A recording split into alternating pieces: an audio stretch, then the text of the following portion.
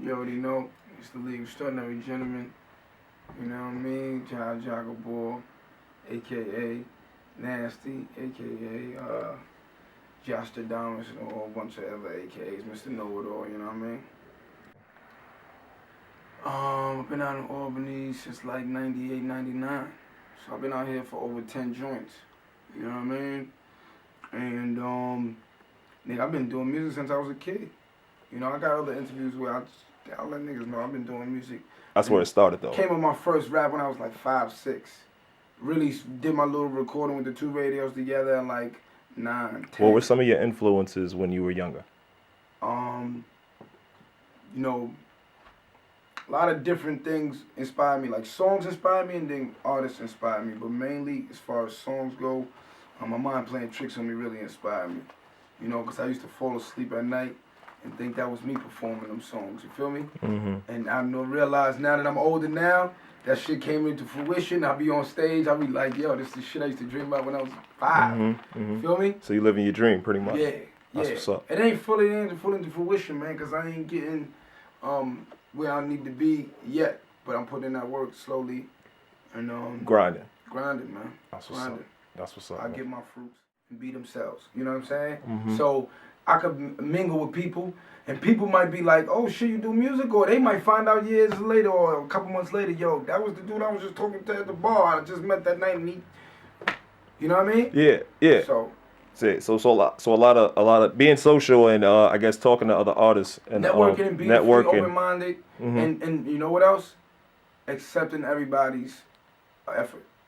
So you could think somebody's not as good as you, or you think somebody's better than you, mm-hmm. but they got a different kind of effort. You got a different kind of effort. Everybody gonna take their own path, mm-hmm. you know. But you gotta respect that other person's path. Mm-hmm. I don't care who you are, how long you been doing it, how much money you made, what was your real goals, or whatever case may be. Mm-hmm. Respect everybody. You know what I mean? Mm-hmm. Fuck that. People that's working hard and not BSing as far as honestly, their business it ain't skills. even the hard work. It's just people that's doing it. Some people go to the studio, they ain't even work hard. They just go in there to lay the verse. But some people, it's hard to record a song. Yeah. A lot of people don't understand that. Everybody be like, oh, they just rap and it's just rap. Nah, it ain't hard. I mean, it ain't easy to record a song. This is my true passion, my truest passion. Making music. No, entertaining. Entertaining. Music is my power, it's my super weapon. Mm-hmm. You know, I could act a little something. I could just do anything that just make people be like, oh, this nigga is crazy. Mm-hmm. You know? Mm-hmm. Make a motherfucker cry, laugh, whatever. Mm-hmm. You know what I'm saying? Mm-hmm. And you're doing that by being yourself. It's not I was just about to say that 90% of the time is genuine. The other 10% is probably for some money. Mm-hmm. If a nigga gotta act or do some acting or whatever the case may be, mm-hmm. you know, and a nigga can't be his real self. So you're open to different things. You're not just It's not just music. Open. It's just how you live your lifestyle more in general. I'm just not a certain kind of dude that likes to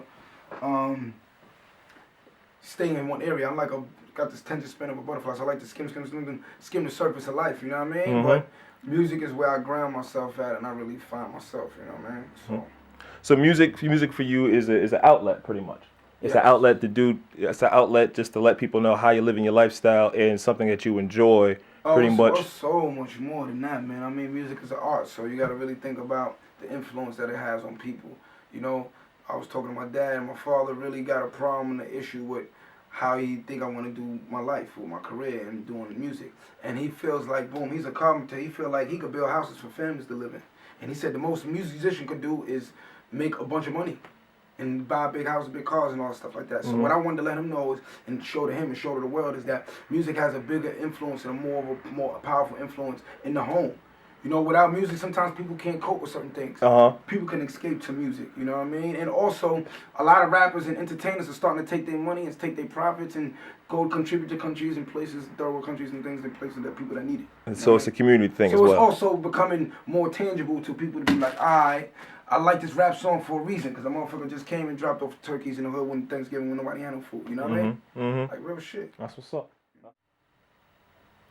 Okay.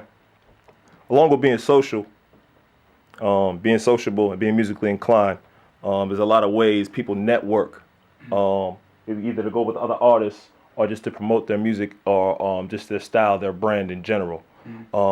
What do you think about, I guess, the ways artists use those social networks in order to promote their craft, their art, or just how they live their lifestyle in general?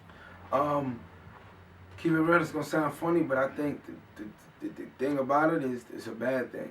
And then, you know how people do that shit? They do that shit through hate. A lot of niggas get motivated through seeing another person doing it and then be like, damn, we can do it like that.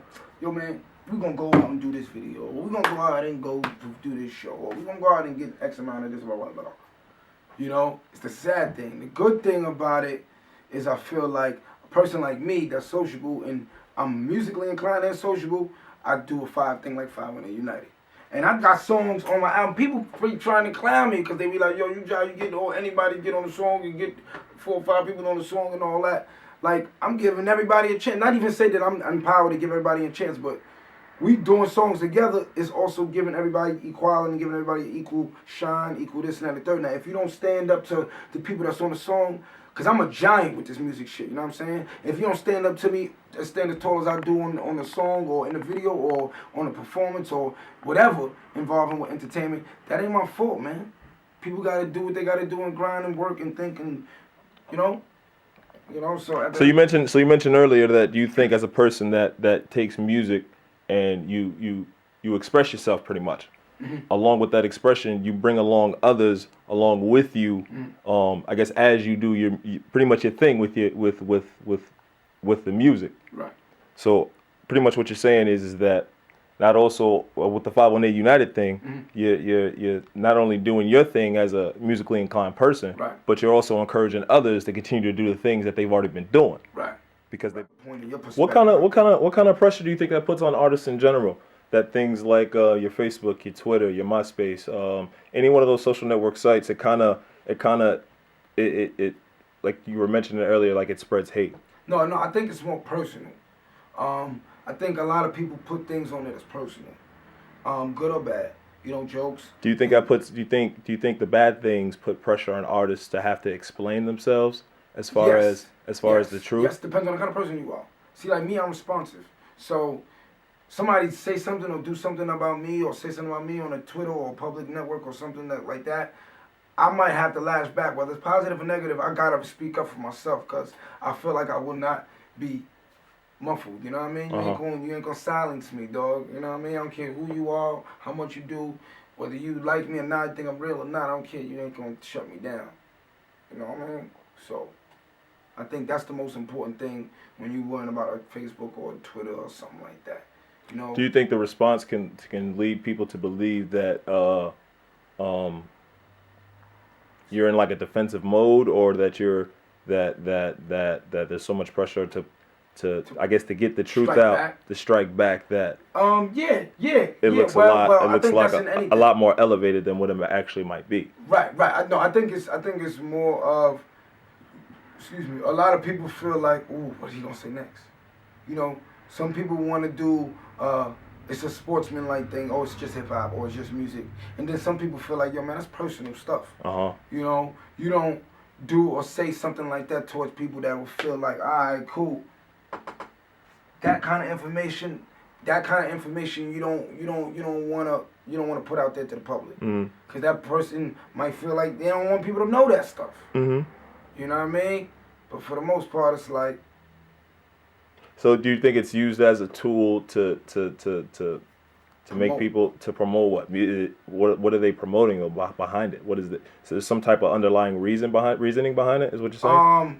Well, it depends on the situation. Like in my situations, I had a couple little dramas on the Facebook thing, and to me, I think some of it is for the people.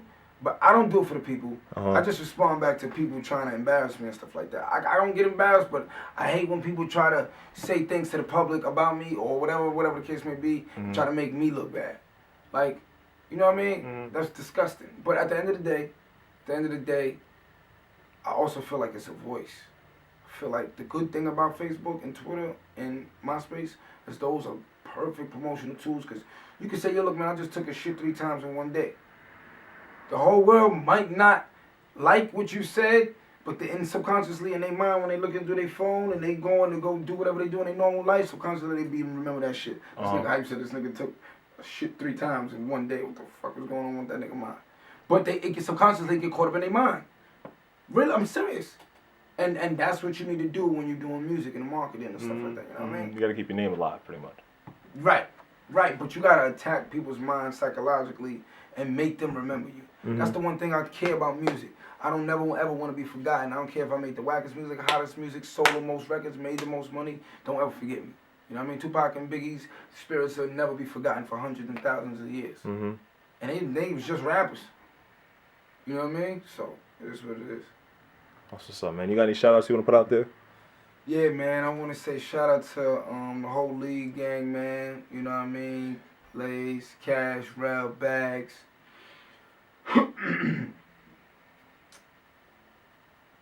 Broadway J's league affiliate, you know what I mean? A couple of other people that used to be in the league. Shout out to Mav, shout out to Macho, shout out to Glory, ACP.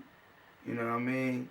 But yeah, man, shout out to Hypeset DVD, Gully City, shout out to Intel, Handguns High, you know what I mean? The whole league affiliates gang, Deborah's son, KOB, Jim Jump, my brother, my big brother, General Real Ream, you know, he doing his own thing, No Pressure Entertainment. Shout out to Clockwork Nails, B-Way, the whole Squaddington over there, Altez and all of them. You know, shout out to everybody that shout us out too, you know what I mean? If I keep, like I said, if I say shout outs, I keep going on and on, you know what I mean? Premier, Pretty much shout out to everybody that. yeah, shout out to everybody that shout us out, man. You know what I mean? Shout out to Legend, Slim Ice, Madison, N.O. You know what I mean? Those are my dudes. You know what I mean? One more time, man, for the people that don't know, man, just state your name and where you from and what you repping. My name is Jaja Gibore.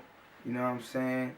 I'm originally from the Bronx, South Bronx, you know what I mean? But, you know, I lived in Albany for a lot of years, so I'm from Albany also, you know what I'm saying? So, shout out to the whole New York, upstate, downstate, around, all around, the whole United States, the whole world, Africa, China, you know what I mean? All the people that care about us, all the people that care about people and all that.